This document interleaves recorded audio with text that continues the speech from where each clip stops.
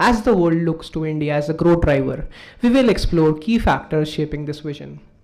Today's session and discussion will offer insights into the future of work and our workforce. Get ready for a day of innovation and inspiration. As we stand on the cusp of an exciting new era, India aspires to become one of the world's economic powerhouses. This ambition is not just about reaching a financial milestone, it is about redefining the global economic landscape and positioning India as a leader in innovation, growth, and sustainability. India stands at the intersection of opportunity and potential. The country's journey towards becoming a $7 trillion economy by 2030 is fueled by unprecedented growth in sectors like technology, manufacturing, renewable energy, and entrepreneurship. From startups to multinational giants, India is harnessing innovation to create new business models, generate employment, and set benchmarks for sustainable development. It is a privilege and distinct honor to introduce you to our eminent speakers whose wealth of experience and invaluable insights have shaped successful startups and driven ventures to new heights. We request Dr. Devashish Mathur to welcome our first panelist, Mr. Amit Kumar Saxena.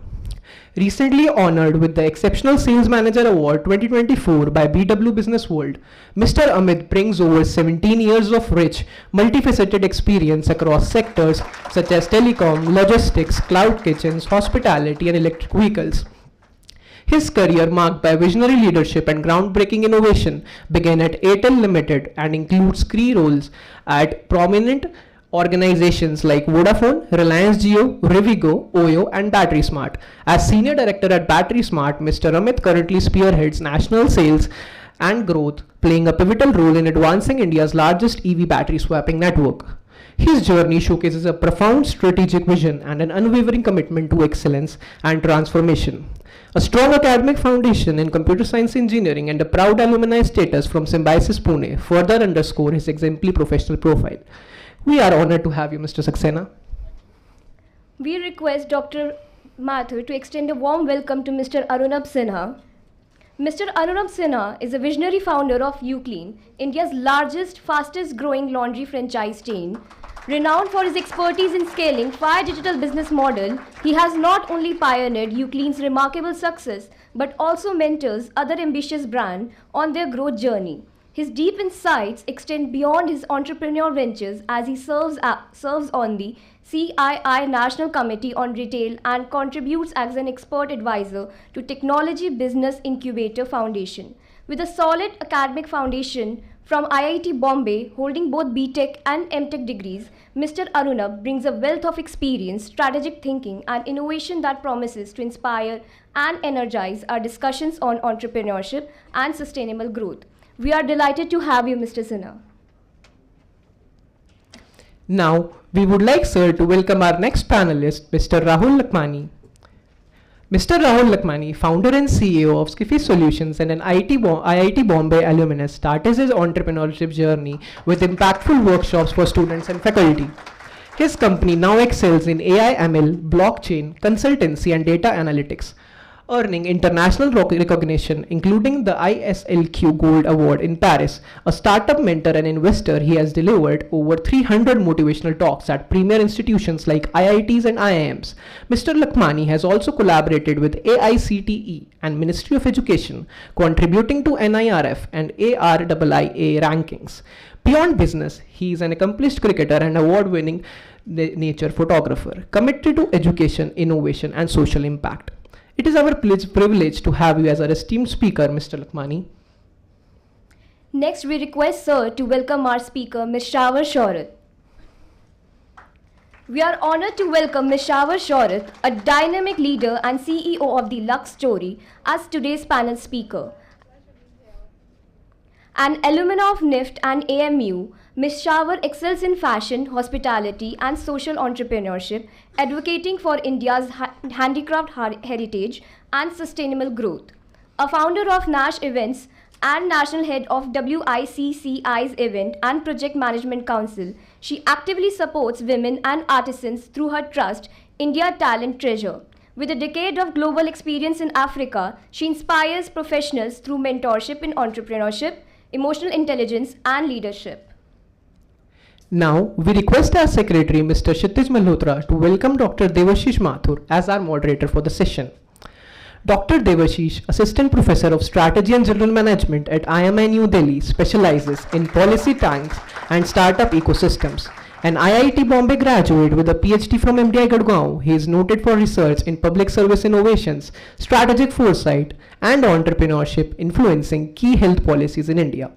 As a consultant, he has worked with the WHO and National Health Agency on policy frameworks for ABPMJAY. His research appears in journals like BMC Healthcare Services Research and Journal of Public Health. A founding member of the Indian Policy Network, Dr. Devashish recently received the Emerging Scholar Award 2023 from the Common Grounds Research Network, USA. This year, the Entrepreneurship Summit is based on entrepreneurship, innovation with sustainability, and human capital development for a resilient India. As India faces the challenges and opportunities of rapidly evolving global economy, the pillars of entrepreneurship, innovation and sustainability and human capital development have become more important than ever. At the heart of this transformation is the need to build businesses that are not only innovative and competitive, but also sustainable and inclusive. This summit is about exploring how entrepreneurs can drive change by creating businesses that prioritize sustainability, balancing profit with the responsibility of protecting the environment and future generations. But sustainability is alone not enough. The key to building resilience lies in innovation and how we nurture and develop human capital, the talent, skills, and creativity of people.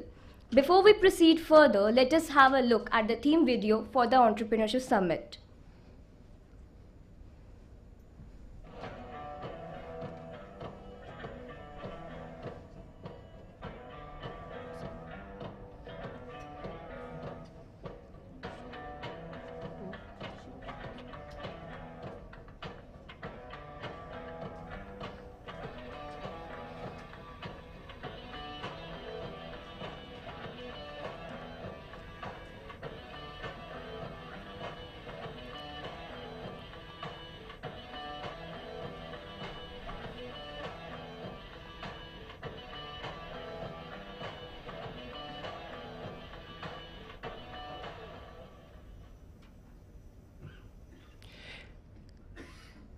I would now like to invite our esteemed moderator to begin the panel discussion so our audience can fully engage with the main event they have eagerly anticipated. Perfect. Thank you so much, MCs, for that kind introduction and allowing me to welcome all our guests. First of all, am I audible? Is this okay? Can you hear me in the... Perfect. All right. Hi, good afternoon, everyone. Perfect. That was a wake-up check. Are you all awake? You are, clearly. All right. So let me extend a warm welcome to our esteemed guests who are on this panel along with me. Let me thank them for their generous spirit and taking out time to speak to all of us on this extremely relevant yet very interesting multifaceted topic of how will India lead the next global economic wave. And we have given ourselves, like Dr. Martin Luther King said, I have a dream. So collectively now, India has a dream of being a $7 trillion economy. And I'm sure if it were up to all of us, why just 7 trillion, why not 70 trillion, right? And we are also on the way to become a developed nation by, in the near future. So this obviously invites for interesting conversations. And I'm quite glad that you must have heard all of their introductions, which are so well endowed. And if you're mistaking that half of the panelists are from IIT Bombay, it's just by mistake, not by design. But others, they are equally accomplished. They have seen it all, done it all. So I'm so excited to hear from all of them. But let me say kudos to the organizing committee to craftily curating all these sessions. So this is day 2 of our annual management conclave. And so far we have had memorable discussions, memorable speakers who have shared their pearls of wisdom with the future generation of leaders who are sitting right here with us. So I think some famous author once said that a good conversation is as stimulating as black coffee and equally hard to sleep after. So that's going to be my metric for our panel discussion. So I'm burdening you with that responsibility, that let's try and give them something to think about and be awake at night in a positive sense of the quote. Also, when I was informed about this panel discussion and I was entrusted to be the moderator, and I got to know that the sub-theme of our panel discussion right here is innovation with sustainability, or purposeful innovation, so as to say, along with entrepreneurship and human capital development, that too for a resilient India. Funnily enough, I was reminded of a very popular Urdu शायर and one of his famous couplets. So दाग देलवी एक शायर हुए हैं, उनका एक शेर है, हजार काम है मजे के इश्क में दाग, हजार काम है मजे के इश्क में दाग, जो लोग कुछ नहीं करते कमाल करते हैं.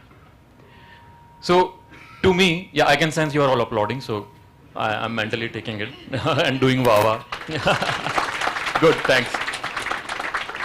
But why I recited this share is, I take that the current environment of our country and worldwide, right, is bursting with entrepreneurial spirit. We are we are developing, we are one of the fastest developing economies worldwide. The world is looking to us. You name it, and all these companies are setting up shop in India, right? So for me, that's the, I sense opportunities everywhere I look around. So if you have an idea, you have the willpower to execute it, you will at least find moderate success, if not be a unicorn or a decacorn, which I'm sure every one of you can be. So I thought that, how is someone, I'm sure there's no one lying latent in India, not doing anything, but to act right now is the time. Right, whether you are here pursuing MBA, whether you are in a technical institute, whether you are doing any of your studies or even not doing studies, you are living in rural India. There are so many problems that you can solve, and I'm sure one of them will click. So that's what we are here to talk about, and I will not take much time. But before I set the broader context, and I'll throw some numbers just so that we all know what we are talking about, I want to start our journey inside out. So I want each one of you to answer a very basic philosophical question. So we'll go from Shavar to Amit. What does it mean to be an entrepreneur to you, especially right now? Or essentially, what does innovation and entrepreneurship and sustainability mean to you? Yeah, so it's working. Hi, everyone. Nice to see future leaders sitting here, all eager, enthusiastic. Thank you for this question. For me, entrepreneurship, if somebody would have asked me a few years back, my answer would have been different. But now I would say it's a purpose-driven. So when you have a passion towards achieving your goal, you will achieve your goal, then you look for something different, new, bigger, better. But when you find the core purpose of your end goal, then you'll keep getting better, not only for yourself, for others around you. So I think, yeah, that's it. Hello everyone. So it's great to see you all, but I'm not seeing many happy faces. Might be because of the post-lunch thing. Yeah. Yeah. Okay. So whenever we are talking about entrepreneurship, I know it is more about problem solving, but one thing which is setting it apart from the traditional businesses is like risk taking. So whenever we are talking about specifically entrepreneurship or startups, it involves some amount of uncertainty. We are going to do something which we are not having any records of previously, like it is being done or it was being done previously. So the thing is, in traditional business, for example, you are setting a shop somewhere. You know that you are setting a shop, people are going to come, people are going to buy, you are going to get some money, everything will be there. But if you are an entrepreneur, you are solving some problem, you will not be sure whatever you are doing will be like getting in a right spirit, or is going to give you the right, you can say, amount of the popularity, amount of the audience that you want. It is like whenever we are talking about Ola, or whenever we are talking about Flipkart.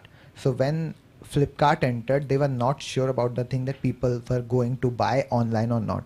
When Ola started, they were not sure about the thing that people are going to book a cab through an app or not. That uncertainty is there whenever we're talking about entrepreneurship. And again, everything else is like connected to it. When we're talking about innovation, when we're talking about sustainable development, each and everything is connected, because entrepreneurship is like you are solving problem of people. Fine. But in solving problem, you are creating some new problems each and every time. Fine. For example, you are selling those water bottles so that people can drink water. But there's a plastic, another problem for us. Fine. Sustainable development is whenever we are solving a problem, we should be thinking not only about the people for whom we are solving something, not only about that particular problem, but regarding the other problems that are associated with that. The thing is, if we are doing something now, how this particular thing is going to affect our future generations, our planet, us, is also something we should be taking care about. Sometimes it may hamper our profits, that might be the case, but the thing is, in overall scenario, eventually we will be more profitable. So that's why entrepreneurship and sustainable development cannot be apart. They should be together only. Fine. Then rest we'll discuss further. All right. Yeah, perfect. That sets the context beautifully. Arunabh. So I'll start off by saying that entrepreneurship is definitely not what you see on social media. We are living in a world where social media is very powerful, digital media is very powerful. We are always online, always scrolling, Facebook, Instagram, LinkedIn. But I can tell you with a lot of certainty that what you see there is not entrepreneurship, because it's very glamorous. You feel very proud, you feel very delighted to call yourself a founder on LinkedIn, a founder on Instagram, and a founder on Facebook, because that gives you instant social media validation. Unfortunately, all of us suffer from it. All of us are looking for that social media validation. The moment you call yourself a founder on Facebook, your peers start praising you and everybody says, wow, what an amazing achievement. But while for a fleeting moment, that could be a great moment for you, something that you would savor, you would absolutely love. But once you scratch the surface, once that novelty wears off, you start realizing that entrepreneurship is very different from what you always thought from social media. So entrepreneurship is like everything else. It's a journey, a rewarding journey if everything goes well. The probability of which happening is not very high. But the reward will always be there, because if you're doing it with the right intent, you're doing it with a lot of sincerity, there is a very good probability that you're going to build something which will have a positive impact for a lot of stakeholders. These stakeholders could be your customers, your suppliers, your investors, or other people that take a blind bet on you. And I think if done with the right intent, that is what true entrepreneurship is. And the reward that you get is you make some stakeholders happy. So even if you're doing a micro business like running a grocery store, the few customers that regularly purchase from you, the family that you feed from that business, these are some people that are getting positively impacted by you. And that is what real entrepreneurship is. Unfortunately, it is not what happens on social media. All right. So I think I'm taking your version as a de-glamorized version, but there's a lot of reward if done correctly. Yeah. That makes a lot of sense. Amit. Very nice. Thank you. So guys, how are you? That's great, yeah. It's really nice to see you guys and listening to all of us. In fact, I'm really agree with my fellow panelist about the entrepreneurship, but here one factor I want to include here. For me, it is about bringing the benefit to the lowest income group. I'm trying to give you a few more examples what I'm trying to say. Unless your product or unless your services are reaching to the masses and they are only being restricted to a niche segment, I don't think that you are going to make a particular impact which you want. So let us understand with few examples here. You have heard about Jio? A word is Jio. So Dhirubhai Ambani often said that let us bring down the cost of a product to such a level that even the LIG, low income group, people can use it. And this is what they did with the data, with mobile internet. We were having a ranking of 142 in globe in terms of data penetration and speed, and now we are at the first rank. So this was the vision. And now I'm working with few sectors which are on renewable energy. So I must give you few stats. How much is the power requirement of India and how it can be fulfilled? So if entire Rajasthan is covered with the solar panels, then only Rajasthan can cater to the energy which is required for India. The other example, if entire Kerala is covered with the windmills, it can cater to entire India power requirement. But is it feasible? Is it possible? No, absolutely not. But one thing is possible. If we make such kind of product which can integrate rural India to the mainstream India, that can really help us. And this is the idea which I'm having behind this. So, as per me, the real entrepreneurship is bringing the advantage to the people who are not having access of it, who can really be connected through these things. This is my idea. Thank you. Wow, well said, Amit. In fact, it creates more questions in my mind, which I'll come to in the course of our panel discussion. But I have to ask you this. So, in a way, are you saying that businesses otherwise will not reach the economic bottom of pyramid? So, startups should start from there? No, absolutely not. You were asking about my idea. Right. So I'm giving my version. Okay. US is a country which dominates on technology. They are for the niche segments only. They are doing pretty well. Their idea of entrepreneurship is that way. Right. But if you ask what connects me, Yeah. so I connect with the ideology to bring my product to the LIG group. That's quite beautifully articulated, because it reminds me of a concept and a framework in strategy. Some of you I would have spoken to about this concept. This is so Indian American professors in US have given this idea, especially Govindarajan. He talks about this Gandhian innovation, and Tata Nano is one prime example of Gandhian innovation for people at the bottom of pyramid, the economic bottom of pyramid, right? So that's very fascinating that it adds a value and virtue to entrepreneurship. Perfect. I'll deal with this more. We'll dive into this. All right. So before I proceed further, this is what I plan to do, and not just because it's a 2:33:15 panel, but so that we make it interactive. Right. I'll ask each of our panelists one question, diving deeper into the topic. Then I'll throw it open to you guys. We can have a round of questions. Then I'll take another round here, one question each with them, and then I'll throw it again back to you, rather than waiting till the end and just so that you can be a part of this. Works? Yeah? So think of questions, think of insightful, sharp questions, pick their brains, and as long as you're not making them uncomfortable, that's perfectly fine. Okay, so let me set the context here in a more detailed manner, and because I have a fascination with numbers, I'll just throw some numbers. Fact number one, and this is, by the way, I just Googled it yesterday, and that's what Google threw at me, and I was surprised by each one of them. Fact number one, there are over 128,000 startups registered in India as of April 2024. And this number has risen from merely 450 in 2016. So in 8 years, we have come from 450 to 128,000. This might be underwhelming for some of you. It should be. This might be absolute normal for you. That's okay. We'll come to that.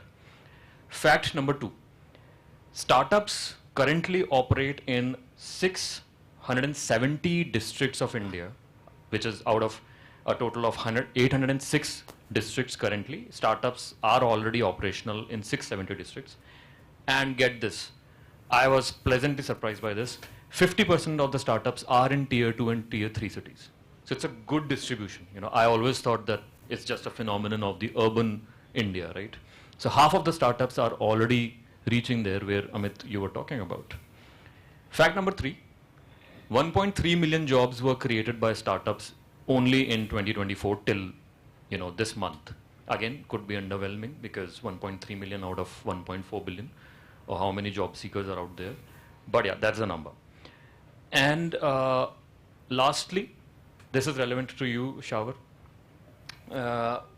Women-led startups have increased from 10% in 2017. Since the last 7 years, the number has gone up from 10% to 18%. Right. So effectively, this panel is representative of the real picture. 1 in 5 startups are women-led. How do we perceive it? We'll see. That's something to talk about. So, being a strategy prof, these guys know I can't stay away from frameworks, especially SWOT. So this is what I intend to do.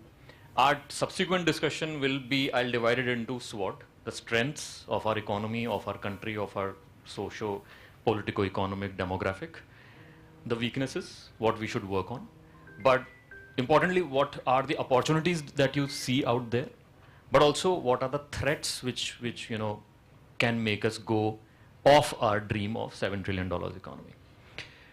So without further ado, let me start asking directed questions. So Rahul, let me start with you. So Rahul founded Skyfi while he was an undergraduate student at IIT Bombay. And he shared in the green room right before the panel that he started recruiting also immediately after graduation, which is like I don't even know how it feels. You graduated and you are recruiting. But what do you think? What's your assessment of our growth story till now? What do you think? What skills have fueled our growth story? Second question: what skill sets do you think youth? Some of them are here, but others are out there everywhere. What should they be developing as skill sets so that we achieve our dream? And so, as all of you are MBA students, I guess, so you might be knowing some great jargons and some great skills. Each and every day you are talking about some great things to learn. Fine. So around 3-4 years back, I was not very fond of these jargons and these keywords, frameworks. So I am dropped out from 13 colleges, including like IIM Calcutta, IIT Delhi, IIT BHU, NIT Allahabad, University of Melbourne. Fine. So during one of those stints, I have joined IIM Calcutta, fine, for PhD. And there I have learned all those skills and frameworks, whatever you are talking about. Around 4 years back, whenever I was giving lectures at IIT sometimes, I was just talking plain, simple things. And today I am again going to the basic. I know you guys know all the frameworks. You guys are aware about most of the big skills. What I focus from, like, as he mentioned that I completed my education in 2012, and 2012 December onwards, I started recruiting from IIT Bombay. And then 2013 onwards, I was recruiting from IIMs. Fine. And like the most basic skills, at that time we were not having any HR team. Obviously, a small company, a small startup. Fine. So what I was focusing when I was hiring is the same thing that I am focusing till now. And whenever I'm investing in companies, I'm looking for these things first. And these are like, first is problem solving. And second one is emotional intelligence. That's true, nothing else. Problem solving is somewhat, whenever you are like working in any company, you are going to start something new. In each and every place, you are going to solve a problem. And what I have found from my personal experience is somewhat problem solving is directly correlated to our mathematical capabilities also. I'm not telling you to be good in mathematics, do differentiation, integration each and every time, but I'm telling you that high school mathematics is somewhat related to problem solving. Now, you can give me hundreds of exceptions where people are not very good in mathematics and they are doing grades. I'm okay with that. But that is again, if we are a small company, we are going to hire, we have to see how our problems are and how much mathematical capability we would be looking for. That's the one thing. The next and the most important thing will be emotional intelligence. Why? Because sometimes it is not about the problem solving. It is about working with people and like working for people. So you guys are talking about consulting, you guys are talking about jobs in finance, you guys are talking about being product managers, but see closely, each and everywhere you are just solving problems of people with people, everywhere. You might be calling it consultancy at what point, but if you are solving the same problem for your own company or own product, it will be product management. The same thing. I means around 5 years back, I was unaware about the fact of why people are calling it consultancy, why people are calling it product management and data analytics. Each and everything is same. But then when I visited IIM Calcutta, I joined IIM Calcutta for two facts basically. One for like there are 7 lakes there, and I've captured monitor lizards and snakes. And second was like you guys, Gen Z. So I am in policy making and like I'm delivering lectures to you guys from past 10 to 12 years. So what I've seen like this Gen Z is very different from what we were. Fine. So that's why I joined IIM Calcutta. So that 4 months I was there attending classes with you guys, living with you guys, so that I can understand more about you.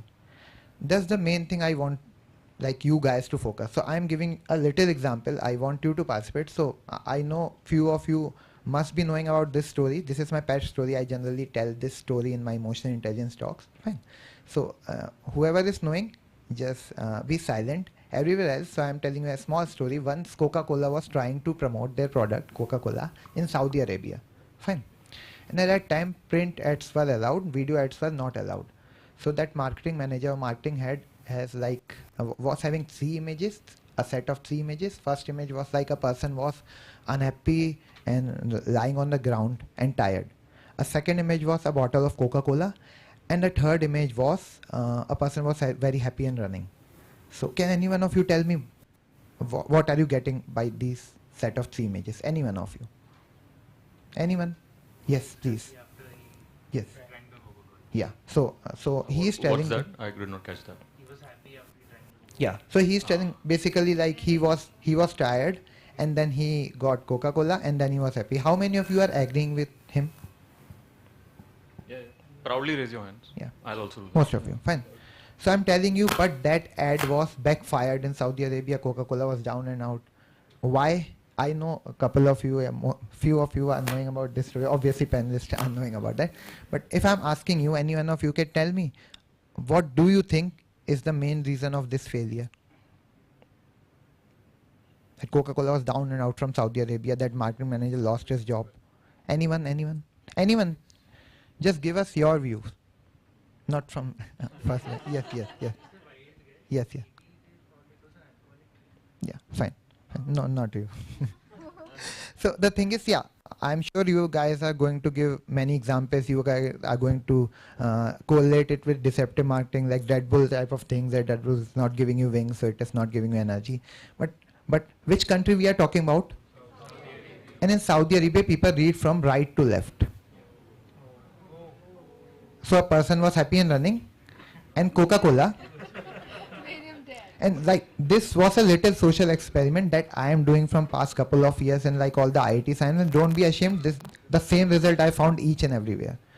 Now, why I was telling you about this story and why I was doing this experiment, just to let you know that you guys are management student, and in like year or so, either you are going to start something new to solve the people's problem, or you are going to work in someone else's business to solve people's problem.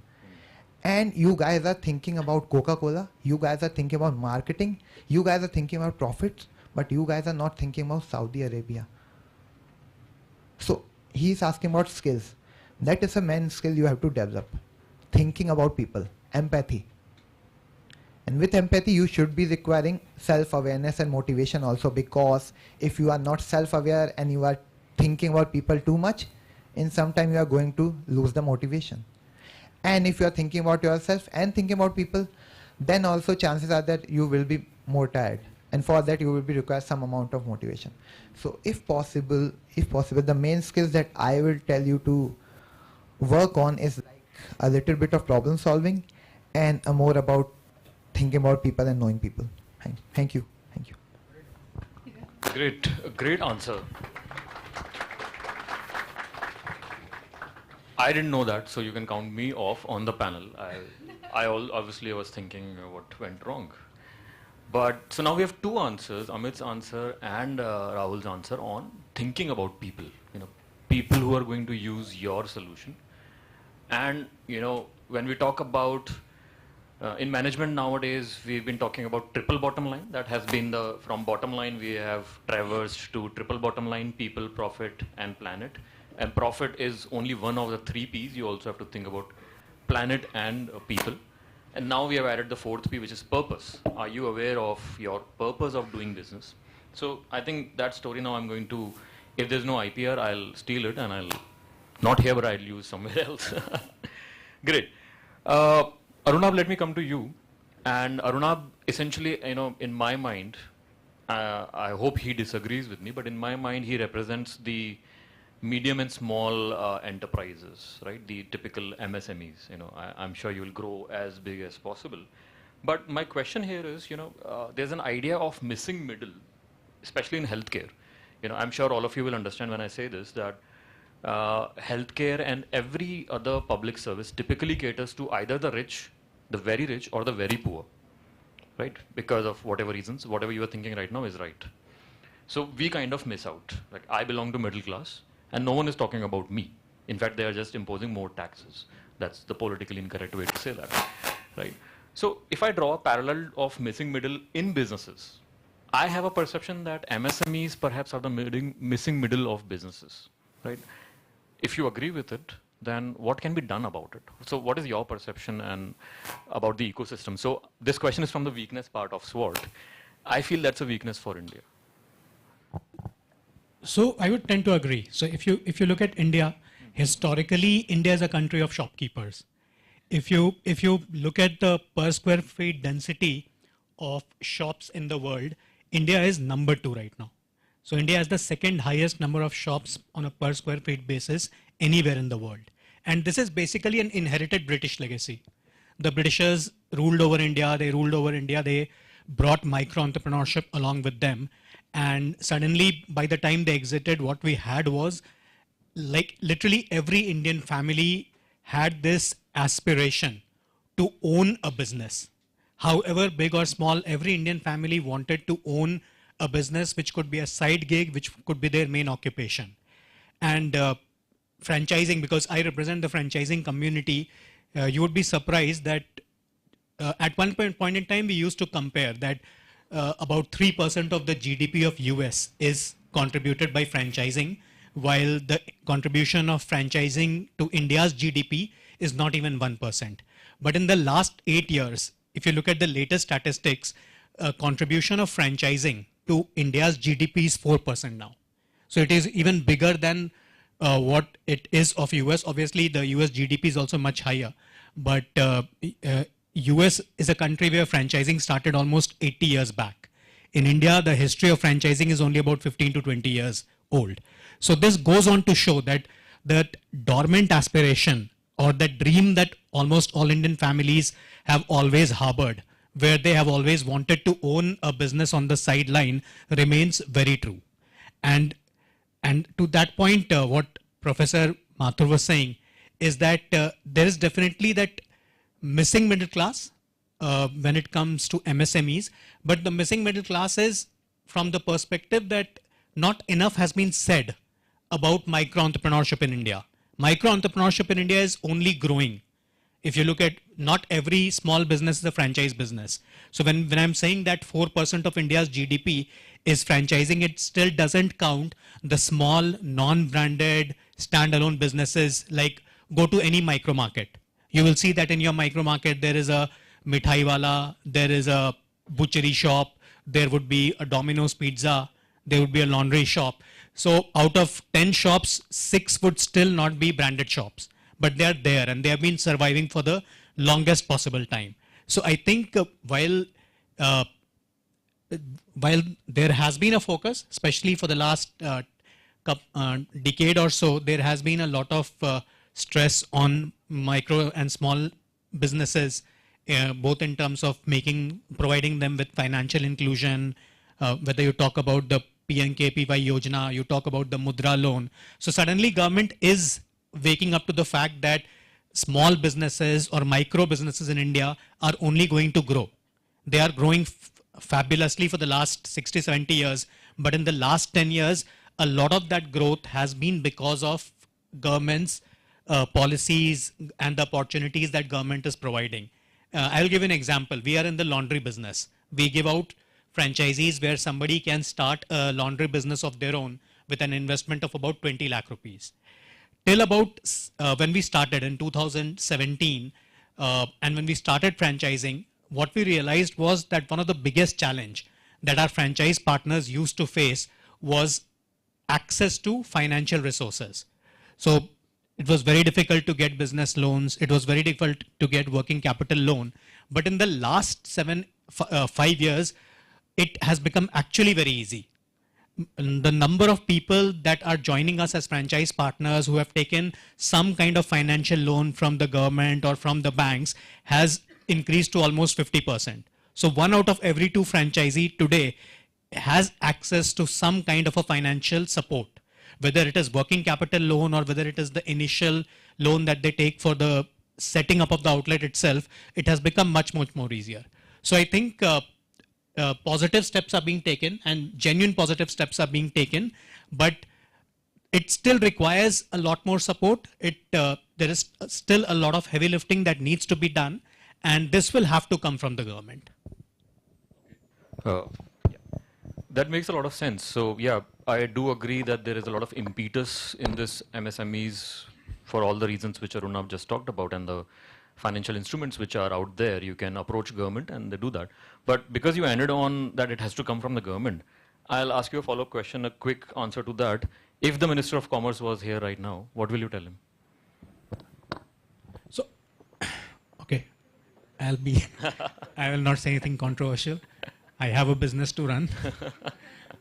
So I would only say that there are some very good financial instruments that the government has made available in the last 5 to 7 years. But I still feel that there is not enough education. So a lot of people do not even want to approach the government for something like a Mudra loan or a PMKVY loan because they are afraid of the amount of paperwork that is involved. Right. A lot of Indian people do not have good CIBIL score, not because they are not financially smart, but because their fathers or forefathers had done some unintentional financial crime, as a result of which their CIBIL has been suffering. And this is why a lot of people today who want to take up a financial loan, they do not even consider approaching the banks or the government because there's a lot of paperwork involved. And the people that are sitting in the middle, who are basically responsible for disseminating that information, they are not active enough, they're not proactive enough, or they don't care.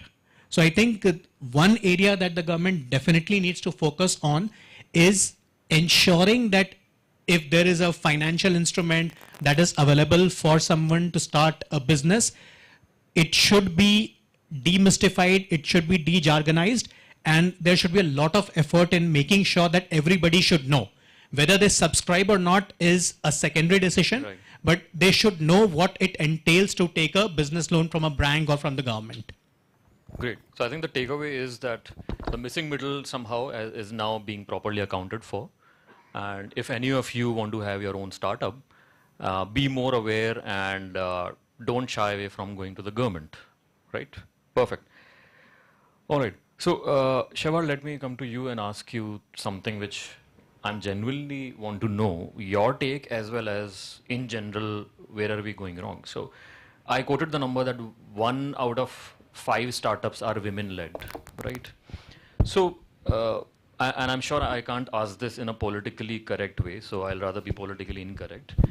But where do you see the problem, and what do you think, what is the role of women entrepreneurs in this growth story, right? Because there is a counter narrative that women are also homeowners, homemakers, And I see all around me, outside this circle, even in my, friends and family circles, that is the primary accepted role of a woman, right? So if that is the baseline, how do we encourage more and more female, entrepreneurs? So how can we fundamentally correct this?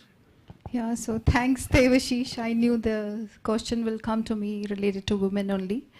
I am sitting only woman on the panel, and that also speaks volumes about it. We need to have gender equality.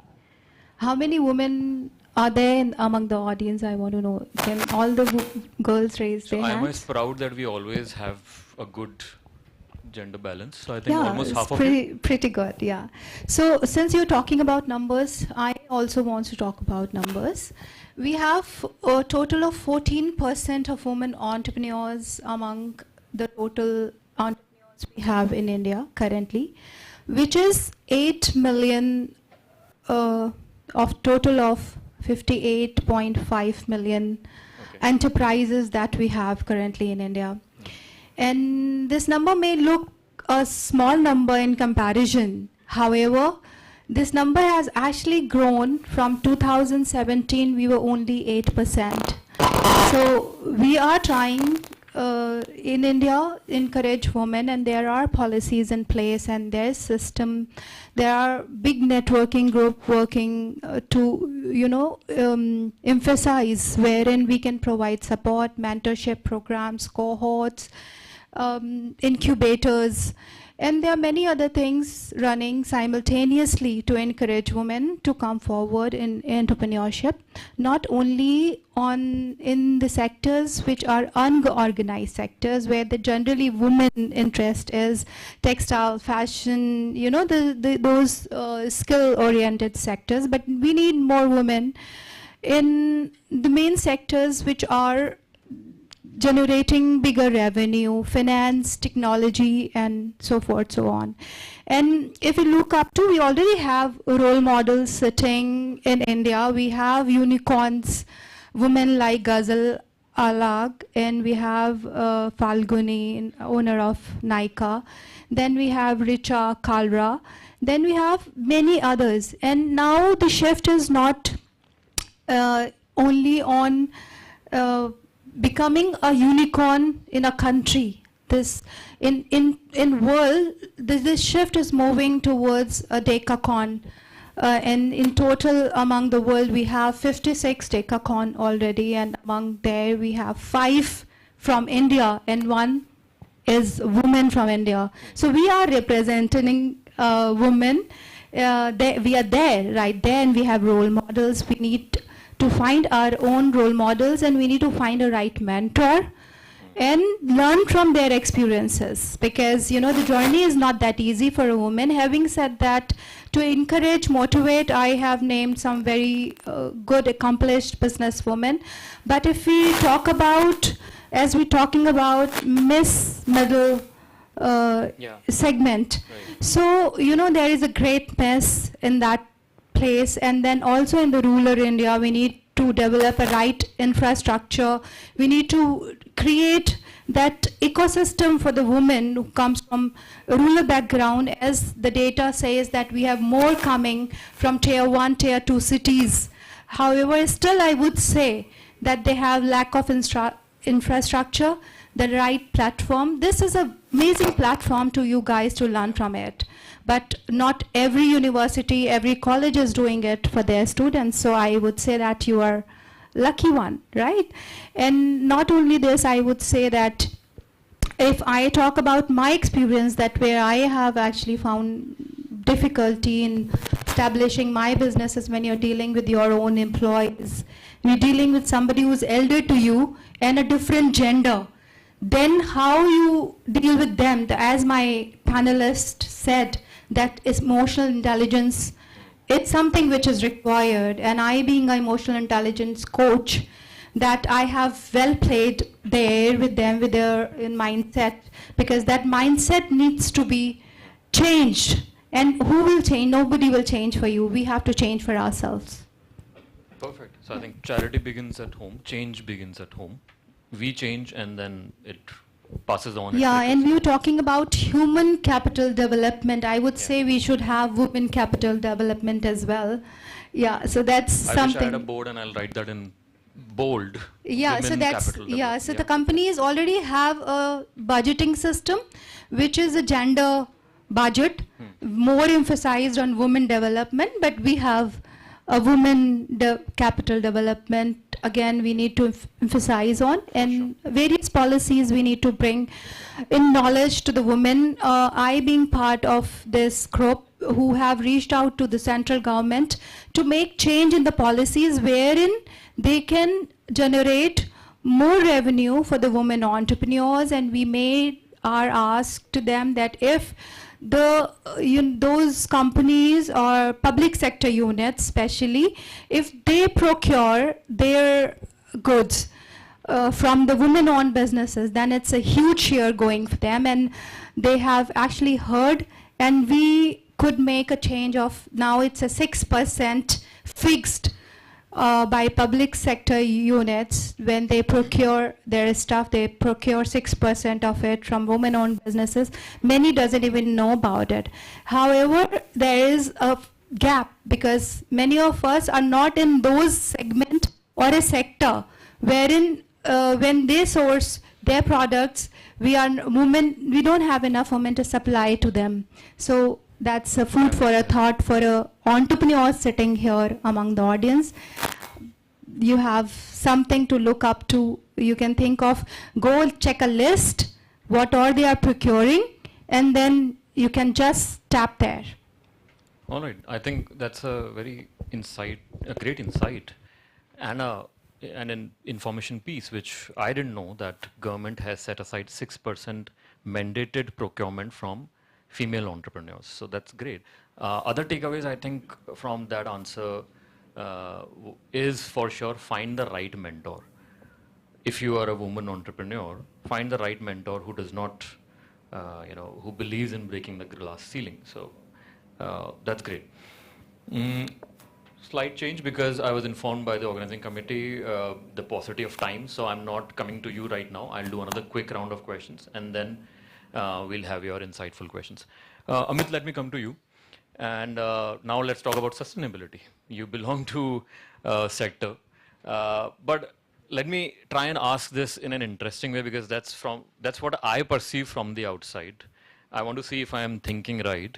So I can quote a lot of numbers. Again, I won't, possibly the first time. But let's just say there's COP29 and there are so many COPs out there, right? People are watching you, monitoring you, and the sad fact is India and China are the largest polluters right now, right? So it becomes a narrative of development versus sustainability, right? So I have two questions interlinked with each other. First is to your enterprise, to your firm. You work for a firm and you are the head for the growth where you are looking after EV batteries being swapped. So you're creating a network of battery swappers, right? So my first question is, what is your positioning here? Do you always position it as, are you a sustainability company or you are a mobility company? Are there times when the lines get blurred? We are an energy company, energy solution. Okay. So, and this energy is a green energy, which also takes care of the environment. So, and why this is important, I would like to take you guys into the discussion here, and I'm going to ask a lot of questions also. Not questions, but your perspective. I'm not here for any interview. I'm just taking your perspective.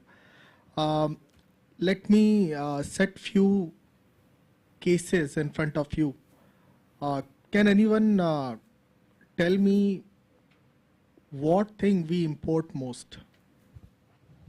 What is the most imported product for India? Very nice. Very nice. Absolutely fine. Absolutely fine. This is the right answer. Why?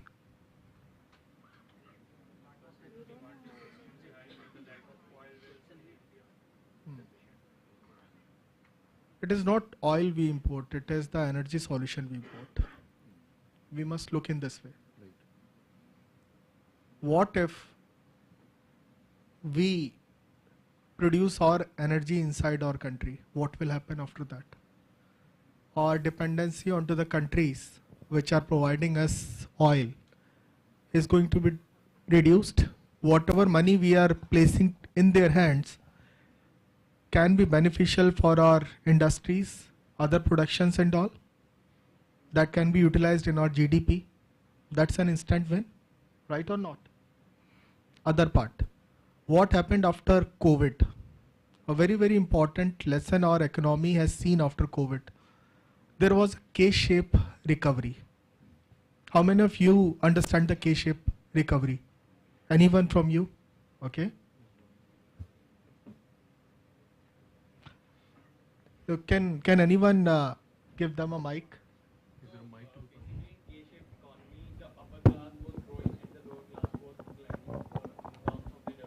Why?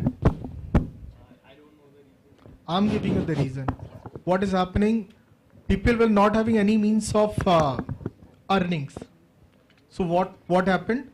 Whatever money they were putting into the businesses or the regulation, that was getting exhausted in their daily needs because there was no employment at that time. So poorer people gets more poorer. Poor people gets more poorer. And it is due to the lack of money which they lost after the COVID, while fighting the COVID. While the richers are always having money and they started investing into the money.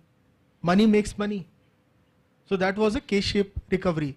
So are we going to fight out a problem which is about the recovery, or we are going to provide the solutions to the people which make them spend a very, very less amount of money? So now let me give you a few more examples here. What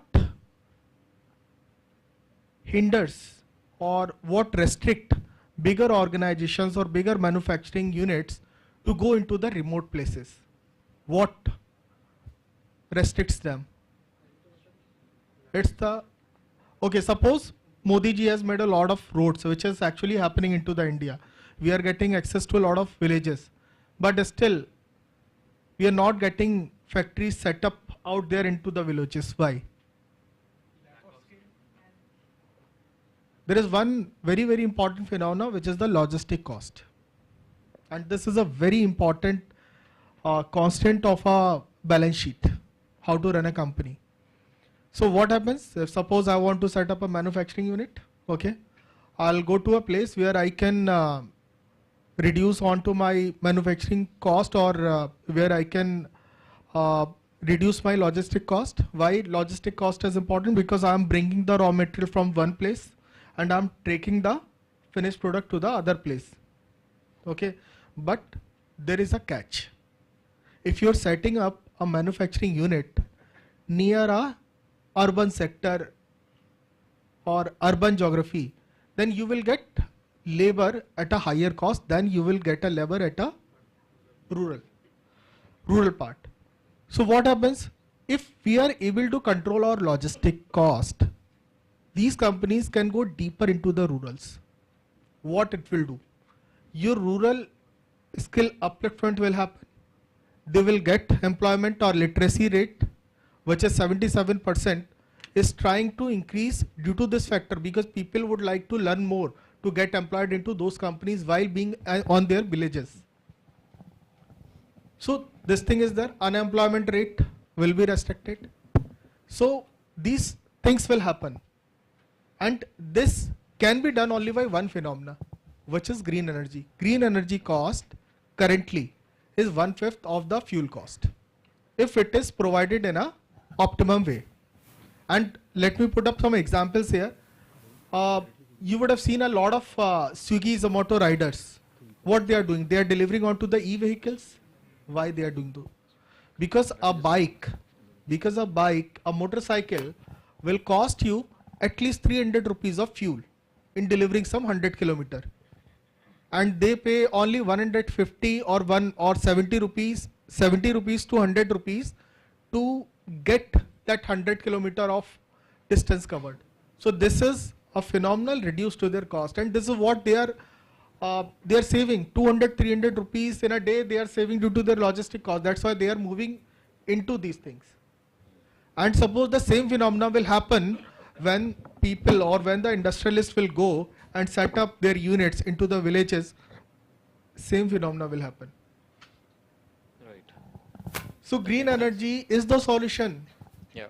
to increase our GDP. And this is what I believe, and this is what I was trying to convey at my first, first time, that we need to connect to the masses which are not having enough money, and we need to bring our product to those classes. And this is also having one more thing, that pollution in Gurgaon, we all know, 400 AQI, come on yaar. And some 18% is being contributed by these scooters, cars and all, but with the battery solutions, Yeah. we are able to curtail that up to the percentage we are able to do. Sure. Unfortunately, we are not the battery producing country, because the lithium reserves we found some time back, and we will still need some 3 years to make them fully functional while developing batteries. So those batteries would be manufactured out of that, and we will have very, very low cost of the batteries, and this will actually evolve us in a pretty nice way. So Perfect. this is what I'm I saying. think that makes a lot of sense, and you have given the perfect positioning, neither sustainability nor mobility or transport. It's a green energy solution. And by the way, you have explained like a great economics professor, so kudos to you. Okay, as I said, we didn't realize, just like a good black coffee, we didn't realize how much time has passed. So I'll rather have you guys asking them questions, so pick on their brains. You can short your hand up. I'll pass on the mic. Please introduce yourself and refer to the panelist you are asking the question to. Or if anyone can answer, that's also okay. Can anyone pass the mic? Good evening, everyone. I am Harshit. So I have a question for Mr. Amit. So since we are emphasizing a lot on the numbers, I have a number that 80% of the energy generation in India is still from fossil fuels. And apart from this, in the EV segment, an electric car produces like 120 units of carbon footprint as compared to a normal petrol car, which has around 70 to 75 units on the carbon footprint scale. So how is it going forward in terms of sustainability in the EV sector and specifically in the battery smart case? I'll come to my company afterwards. First of all, let me talk about this country solution thing. You are bang on the number, 20% is the exact thing. 205 gigawatt was produced and 995 is the total energy consumption which we are having as a country. 2030 is planning 500 gigawatt production from solar as well as hydel, and our overall consumption will increase up to 1400 gigawatt. So 35 to 36% we would be getting out from the renewable sources. So this is what government is trying to do, this is what we are trying to do. And Battery Smart is believing on one particular thing. See, you know that coal is burning and 80% of the electricity is being generated out of coal. But suppose coal is burning everywhere. Where the coal mines are there, where the energy production units are there are feasible mechanism of reducing the pollutions. They are having such kind of processes with them. If you will talk about fossil fuel dependency, yes, we are having, but we are slowly migrating out of that. And this is what Battery Smart is believing, that we will get energy from some source, but in cities, but in general public, we will give them access to a cheaper and more greener fuel solution. I hope you understood what I want to say. Thank you so much, sir. Take care. Perfect. Next question. Yeah. I think third row. Yeah. Good afternoon, everyone. It was nice listening to all of you. Some great thoughts. So I have two directed questions to the panelists, both relating to the skills which are really needed in the entrepreneurship. The first one, which I really pounce upon, is actually the efficiency and also like the decision-making skills which entrepreneurs need to have these days. So as we listen to the great Ratan Tata sir, he said that I don't believe in taking the right decisions. I take a decision and then I prove it to be right in the near future. So which theory do you believe in? That was my first question. So if you can answer that. So I think we'll take a round from all of them. If anyone can answer it. It's Okay, fine. Rahul, yeah, you can start. So first of all, I also believe on the same quote, but that quote is not from Ratan Tata. That is like FB quote or something. Yeah, getting from. Yeah, So Ratan Tata has actually he has admitted that that was not his quote, but I also believe the same thing. And what was your main question? Can you please repeat? Yeah, it was just comparing these two theories, like whether we should take the right decisions at the right time or whether we should take a decision and prove it right in the near future. See, if you are thinking about, see, you should be analyzing whenever you are going to do it. But the thing we are talking about is over-analyzing and the limit at which we are over-analyzing.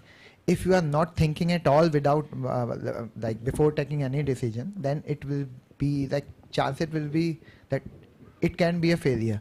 But the thing is that whenever we are thinking a lot about taking some decisions, then we are taking in account too many possibilities, which sometimes is like taking our motivation to do something. I'm giving you guys a live example to understand that fact in a way. How many of you were having mathematics in your high school? So can I assume almost all of you? And how many of you know about quadratic equations? Ax square plus bx plus c equal to 0. Okay, so right now I'm asking a simple quadratic equation. It will take a 30 seconds at max. Fine. Go ahead. So please listen carefully. You have to solve this quadratic equation without using that formula minus b plus minus underscore b square minus 4ac by 2a. You don't have to use it. Don't use internet. A simple quadratic equation, and it is very much related to answer. You can sit down. It will be good for you. Yeah. X square plus 2x minus 1 equal to 0. Please give me the answer. X. X square plus 2x plus 2x minus 1 equal to 0. Please be quick. First hand. I'm so glad I'm on this side of the panel. Yeah, anyone.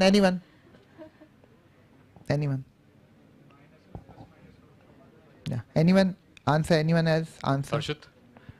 How many of you are able to solve it? One is there, okay, I'm good. Anyone else? Not from panelist, obviously. Not from panelist. Anyone else? We are exempted. I want just 1-2 more hands and then we can start what I'm going to tell you from that. Yeah, answer is like, okay. So we had around like 1 minute is done, and I am seeing that all of you were having mathematics in a high school, and leaving apart 2 or 3 people, I'm assuming that none of you were able to solve it. Fine. And that's why I'm reducing the difficulty of the question. I'm now asking another question.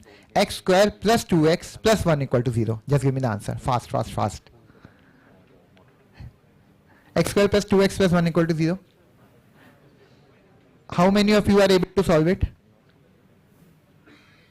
And I assume almost all of you x square plus 2x plus 1 equal to 0 is x plus 1 whole square square root of minus 1 that's alone.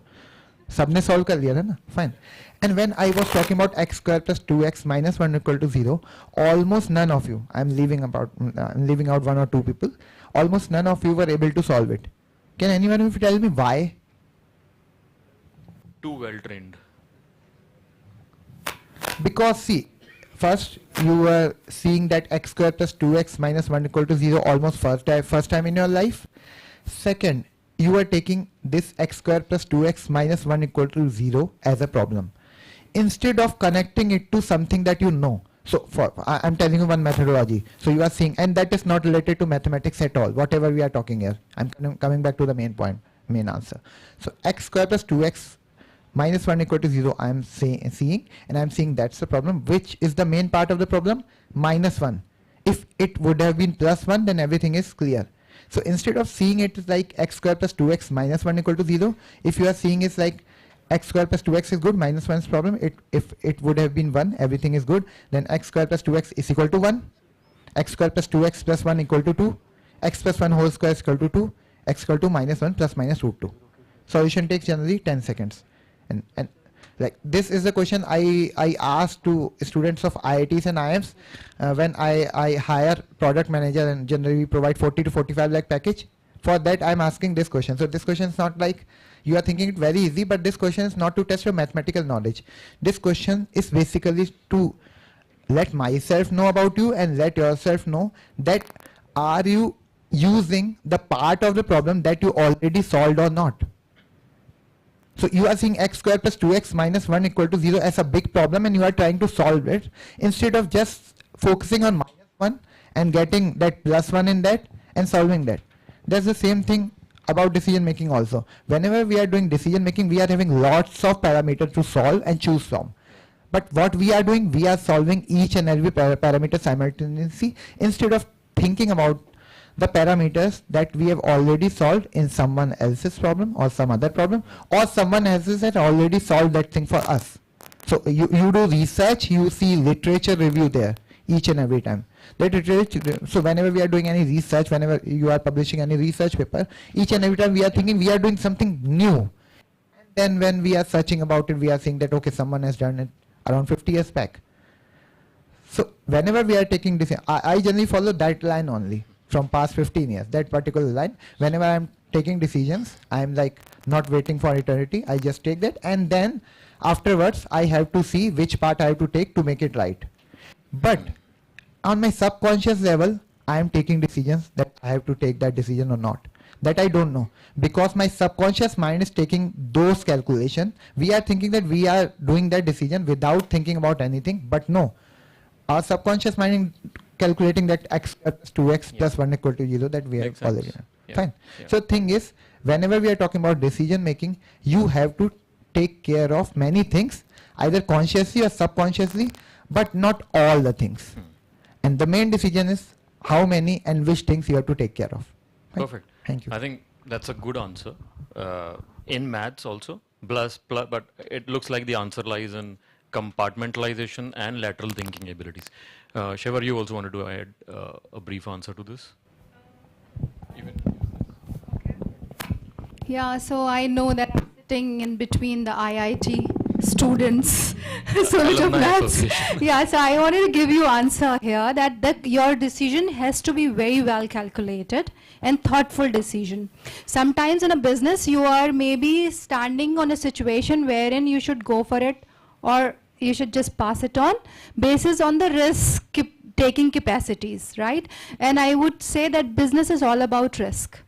If you're willing to take a risk, then you think about entrepreneurship. Also, I would say that how many of you have ever heard about the story what went wrong with the Kodak? They were at their peak. They were generating their revenue mostly from the prints of the pictures.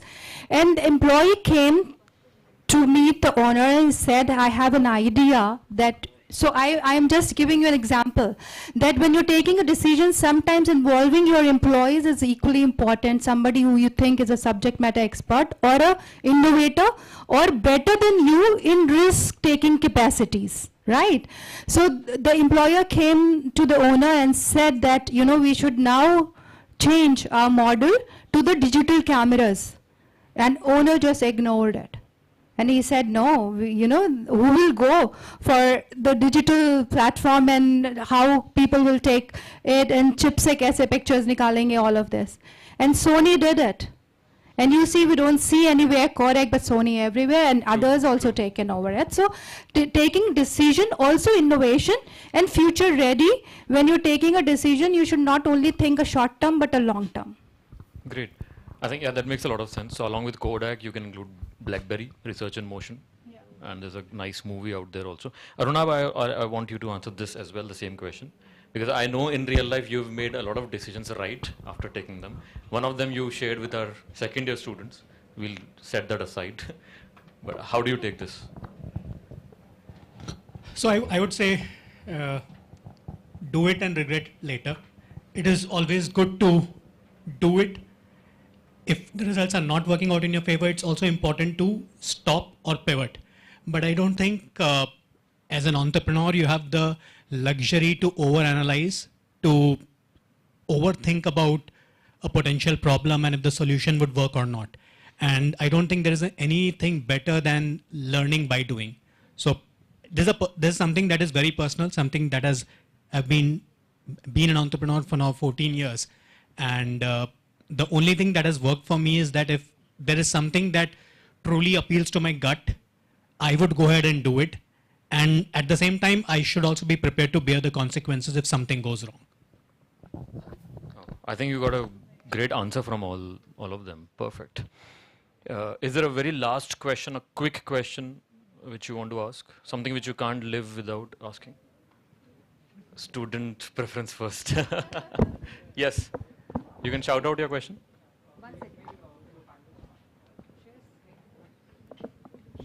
Good evening. My name is Shreyansh, and like all of you all shared great insights. So my question is directed to Mr. Sinha and Mr. Lakmani. Both of you also mentioned that we should focus on solving people's problems, and even if that is a few stakeholders, keeping few stakeholders happy. So in light of those, many times entrepreneurs try to chase higher valuations. So how do they maintain sustainable practices while doing the same? Okay, so question to Rahul, and is it to Arunap or Amit? So Mr. Lakmani and Mr. Sinha. Okay, short answers please. See, whenever we are talking about sustainable development, I'm telling you a simple thing. Again, so what's your name? And who is sitting near you? You know his name? No, you can ask. David. David. Oh, tough names again. Sorry. David and Shreyansh. So I'm giving you a simple thing right now. Both of you are going to a restaurant. Fine. And you want to eat tandoori roti and he's looking for garlic naan. Fine. Both of you are ordering tandoori roti and he is like ordering garlic naan. You are eating and everything is good. Economics wise, everything is good. You have paid the money. Now, I'm giving you another scenario. You are ordering garlic naan for him and he is ordering tandoori roti for you. Again, you are eating tandoori roti and he is eating garlic naan. Fine. Economics wise, money wise, everything is same. What do you think is the difference now? Shreyansh. So I'm taking the decision for him and he's doing it for me? No. Keep it simple. Anything else? You're not enjoying it. Now the difference is the happiness. Right. Fine. Happiness. And that's the same thing we do in startup as well as life. Startups are like we are again having a term to solve people's problem in a new way, and we are giving some terms and jargon so that we can teach that. Fine. But eventually we have to solve people problems each and every time. And for solving people's problem, you have to think for them. Now people are asking me a question after that okay, I am ordering garlic naan for him and he's also ordering garlic naan for him. What I should be doing now? You are having 2 garlic naan, now you are not happy, and that's a similar situations you guys are finding each and every day. How many of you are saying, okay, how many of you had any group projects till now in your life or here? All of you? The Fine. question should be who has not. And now this is the main question. How many of you think there's at least one person in your group who is not working? All of them. This is the answer of your question actually. Fine. See this. This is the thing you are going to find in your entire life, in your family, in your work situation, in your startup, here also. And the answer to this is like the previous thing that we were discussing about garlic naan and tandoori roti. So when people are asking, okay, we are doing something for them, but they are not doing something for us. Now our empathy is going down. First of all, this is not empathy, that is business. If you are ordering tandoori roti for him, he is ordering garlic naan for you, and you are expecting him to order for you, that is business. I'm not here talking about business. We are talking about business in general, we are talking about startups, but the main answer to your question is not business, that is empathy. Empathy is something in which we are doing for something, we are thinking about something, someone, but we are not thinking about getting anything in return. And you have to practice it for longer durations. And you have to start it from this batch, these people, like your family, your friends, your professor. So whenever you're thinking your professor is not taking great lecture, instead of thinking like your professor is not good, you can think like, okay, how many great lectures he has already taken. So he is not a Superman who is going to take all the 10 subjects or all the 10 lectures in a great way. You have to think about them. The same thing we have to think about people whenever we are working. And sustainable development is again then, we are talking about planet. Planet is what? People. Because what we have seen is whenever we are doing anything, any startup, any business, any event, anything, it is just a permutation or combination of 2 things. Human resources and natural resources. If you start thinking about person who is sitting near you, if you start thinking about people who are working with you, then it will be easier to think about planet and sustainability. But if you are not thinking about people near you, it will be very difficult for things like, we can talk a lot about, okay, we are thinking about planet, abhi hum ye bottle nahi use karenge, we are not going to like use ACs in a longer room. Everything is good.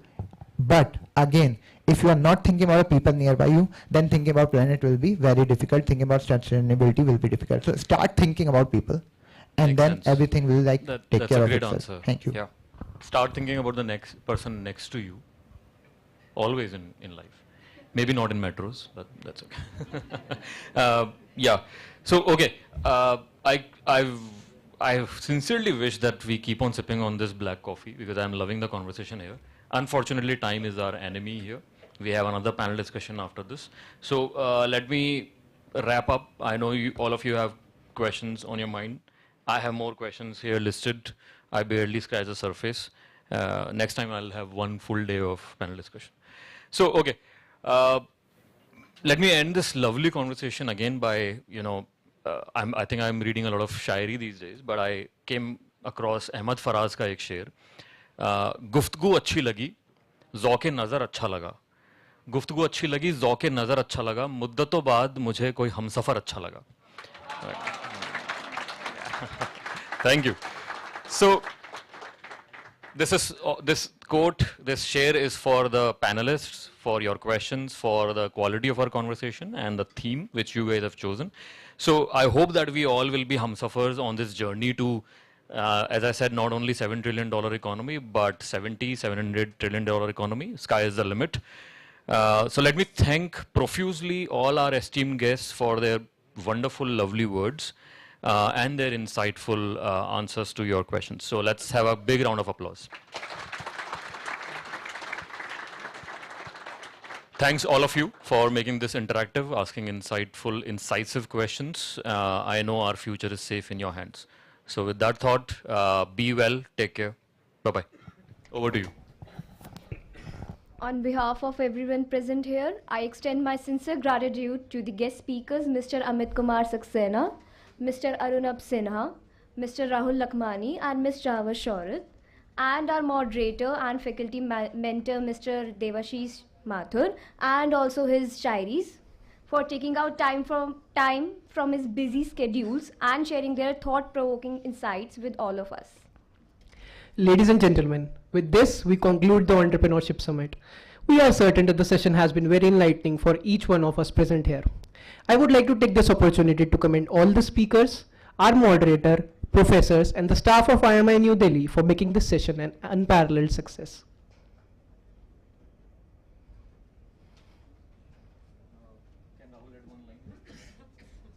Yes.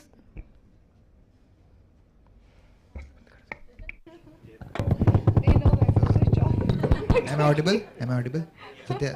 So we are talking about shares. So when we are talking about startups and entrepreneurship, we are seeing again, we are talking about women representation here, that's very low. Another thing is the startup thing is also very low. We are talking about big numbers, but again, most of you are thinking about jobs when you are here for MBA. Fine. So that's why I also want to end with one share. So many times when you are thinking about starting something new, you are thinking that is too difficult for me at least. Okay, some people are doing it, but I want to get my job first. So उसके लिए है simple सा किसने कहा है नहीं पता, so that you can find.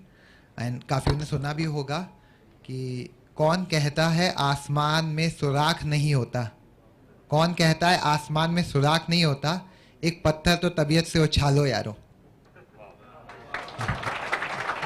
So just try and just start doing things and everything will happen. करते रहो बस कुछ. All the best.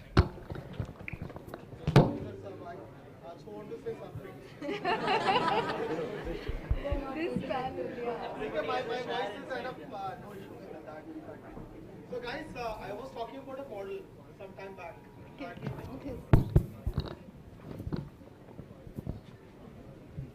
Thank you.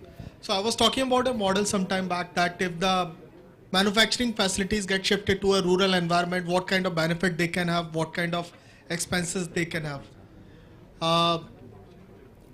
I think like if few of you can pick up a project like this and you should study a particular sector or particular industry, then myself and my colleague Swarnim is going to help you with the guidance. We want to partner you in that. And this would be really a good thought-provoking thing which can add a lot of value to your understanding and to your skill set. This is what I wanted to conclude. Thank you. Thank you, sir. Thank you, Rahul sir. Thank you, Amit sir. Now I would like Mr. Devashish Mathur to felicitate Mr. Amit Kumar Saxena.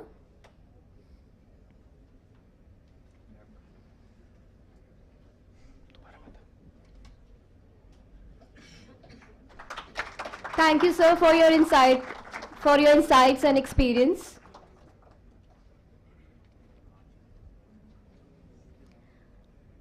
Next is Mr. Arunabh Sinha. Yes, sir.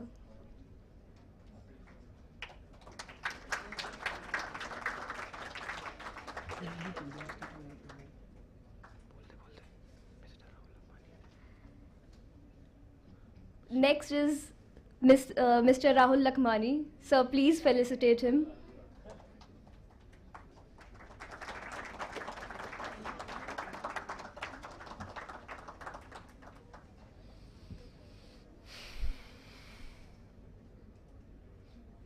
And our next speaker, Ms. Shawar Shaurat. Shehwa.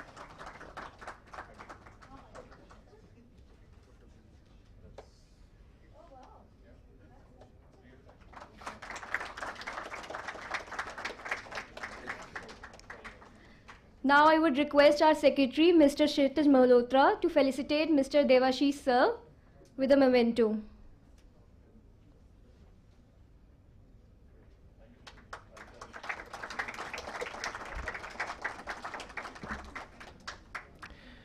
We would also like to extend our gratitude to our sponsors, starting with our title sponsor, NHPC, our co-sponsor, RP Sanjeev Goenka Group, Summit sponsor, Phoenix Global and Key Properties, UTI Mutual Funds, Abrose, Business Standard, White Heaven, ADSAT, Red FM, Havish M Consulting, Decathlon, Redon, PETA India, Piau, Bank of Baroda.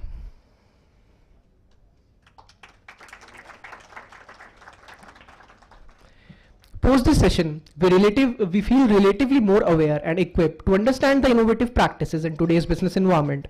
I would like to take this opportunity to once again thank Dr. Devashish for consenting to be the moderator for this session and for making this session highly interactive.